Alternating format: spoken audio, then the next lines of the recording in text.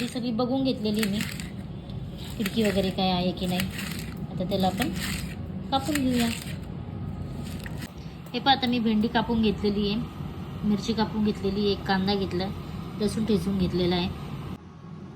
Hi friends, मी वैशाली, तुमचं माझ्या नवीन ब्लॉगमध्ये स्वागत आहे.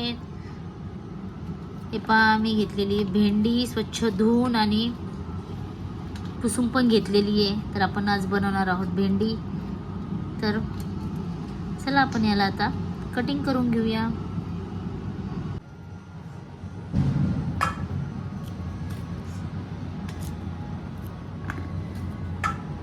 हे पहा, आता मी भेंडी कापून घेतलेली आहे, मिरची कापून घेतलेली, एक कांदा घेतला, लसूण ठेचून घेतलेला आहे. त्याच्यामध्ये तेल टाकलेले आहे. मी याच्यामध्ये भजे केले होते, त्याच्यामध्येच मी भेंडीची भाजी करते. त्यामध्ये जिरे टाकून घेऊया आपण. जिरे मस्त फुललेले आहेत. आता त्याच्यामध्ये आपण लसूण टाकून घेऊया. आता याच्यामध्ये आपण कढीपत्ता टाकून घेऊया. तर याच्यामध्ये कटिंग केलेला कांदा टाकून घेऊया आपण. याच्यामध्ये आता कटिंग केलेल्या मिरच्या टाकून घेऊया आपण.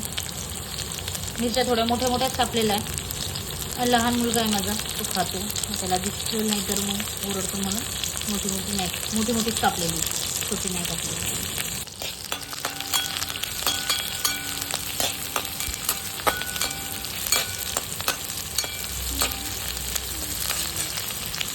थोडीशी आपण आता याच्यामध्ये हळद टाकून घेऊया. आपलं सगळं मसाला मस्तपैकी आपलं भाजून झालेलं आहे. आता याच्यामध्ये आपण कापलेली भेंडी टाकून घेऊया.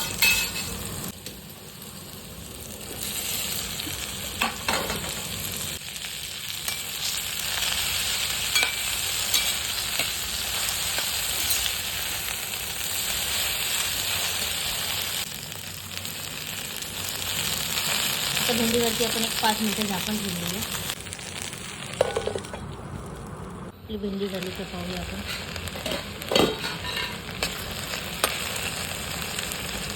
भेंडी शिजायला काही जास्त वेळ लागत नाही. भेंडी आपली पूर्णपणे मस्तपैकी शिजलेली आहे. त्याच्यावर आपण थोडीशी कोथिंबीर टाकून घेऊया, मिक्स करून घेऊया. आणि याच्यामध्ये आपण मीठ टाकून घेऊ.